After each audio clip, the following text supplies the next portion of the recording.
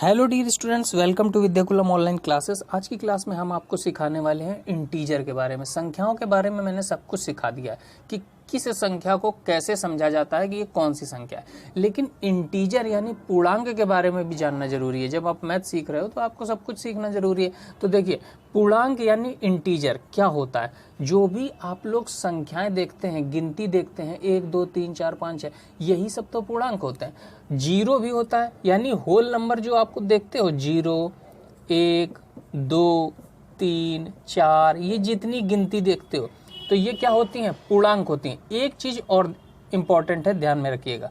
अगर कोई भी नंबर ऐसे लिखा हुआ है, जैसे मान लीजिए 2 लिखा है, इसके पहले क्या कोई चिन्ह लगा है?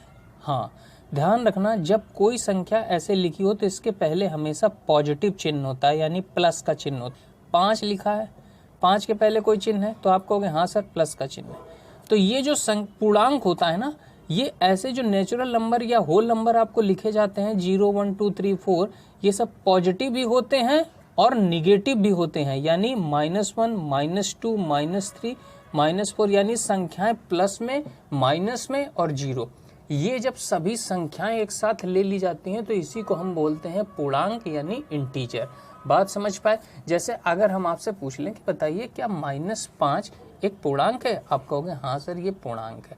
0 क्या पूर्णांक है, आप कहोगे हाँ सर ये पूर्णांक है। 5 क्या है, पूर्णांक है, तो आप कहोगे हाँ पूर्णांक है। 99 क्या है, पूर्णांक है, तो आप कहोगे हाँ पूर्णांक है।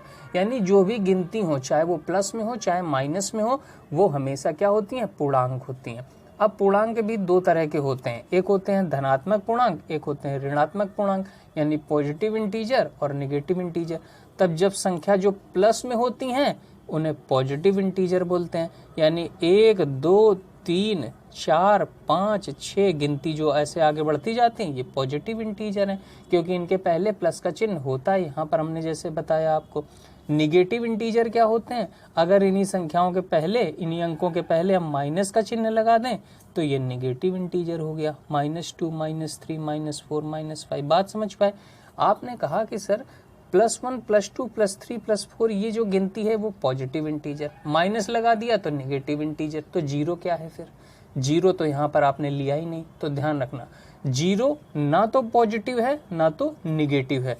तो ध्यान रखने योग्य बात क्या बताई कि 0 ना तो धनात्मक पूर्णांक है और ना ही ऋणात्मक पूर्णांक है। तो यहाँ पर आपसे क्वेश्चन पूछा जा सकता है कि 0 क्या है, तो आपको बताना होगा कि 0 is neither a positive integer nor a negative integer. बात समझ पाए? 0 ना तो धनात्मक पूर्णांक है और ना ही ऋणात्मक पूर्णांक है। तो 0 कैसा है? 0 एक पूर्णांक है, लेकिन ना तो धनात्मक है ना तो ऋणात्मक है।